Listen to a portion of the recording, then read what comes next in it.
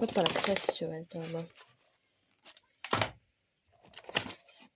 Suupaperi-hunnik.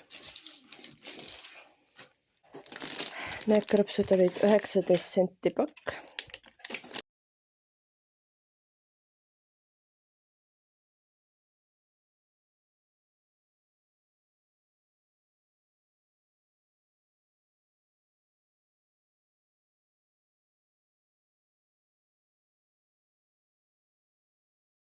Värsketasin spagetid, mul hakkavad makaronid kõik otsa saama, samamoodi panzani oli kaupmehes soodukaga.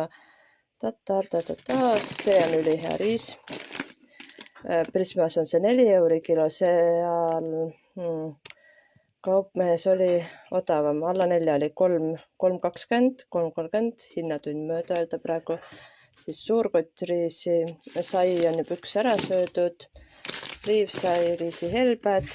Seekord võtsin ka konserve, tuunikala, ma teen aeg-ajalt tuunikala pitsat sellest, mingisugused toad. Ja siis võtsin prooviks sellise puuviljakokteili, et näiteks pesulõksud, salvret puhastusvahenditest, et seda mul on vaja puhastusvahendeid juurde. Ma tavaliselt olin talunikult kartulit, aga praegu läks väike kott seda, sest mul on täiesti nullis, ma pean talunikule kirjutama. Nii. Siis siin on talunik plaastreid, jahu, mässud, seletöö abikaasa mulle ta teeb, ma armastan seda. Nii, siis kaneel on praegu Prismasse suur soodsam. Võttis ka, ma tõstan selle siit laua pealt ära kohe.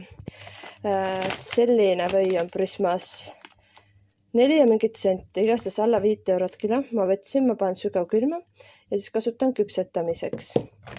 Siis sellised kanatiivad, neid on mul mitu pakki, mul on sügavasse ära pandud. Lillkapsas, ma proovin, kuidas see krõbe lillkapsas külmutatust teab, et mul on mõnusad kogu aeg olemas. Ma pea vaeva nägema ostma. Ja võtsin neid maasikaid käes, sest nende kilohind on olematu. Ja kana kintsuliha, siin on 2,5 kilo, 12 euri.